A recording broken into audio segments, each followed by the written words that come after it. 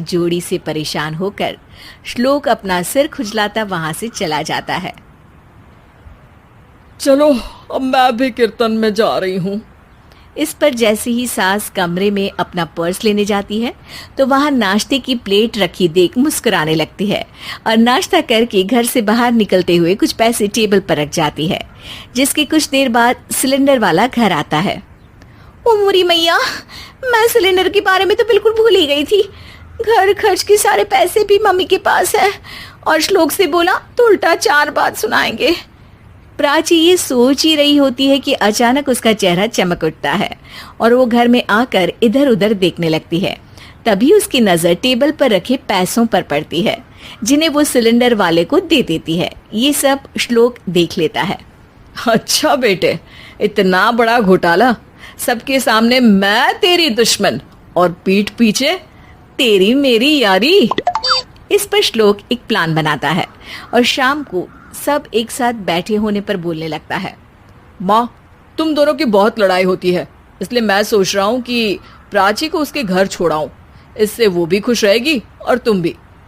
अचानक श्लोक की ये बात सुनकर सास बहू शौक से उसकी तरफ देखती हैं। अरे ऐसे कैसे घर छोड़ाओगे? मुझे कहीं नहीं जाना। अरे तुमने बोला नहीं पर मैंने सुन लिया। तुम्हें मम्मी के साथ रहना अच्छा नहीं लगता, मुझे पता है। अरे वो अरे, जब बहू खुद कुछ काम बोले तो वो तुझे सुनता नहीं, और अब जो इसने बोला ही नहीं वो तू समझ गया। जब उसे नहीं जाना तो फिर जबरदस्ती क्यों कर रहा है?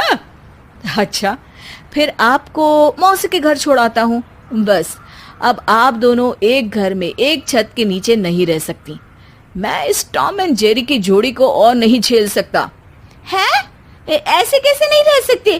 तुम्हें इतनी दिक्कत है तो तुम्हारा बोरिया बिस्तर पैक कर देती हूँ, लेकिन मम्मी जी कहीं नहीं जाएंगी।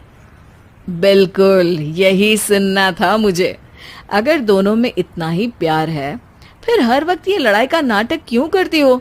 देखा मैंने कैसे माँ किचन में दूध रखती है और तुम उनके लिए कमरे में नाश्ता रखती हो, और कैसे वो पहले ही तुम्हारी दिक्कत समझकर घर में पैसे रखकर बाहर जाती है।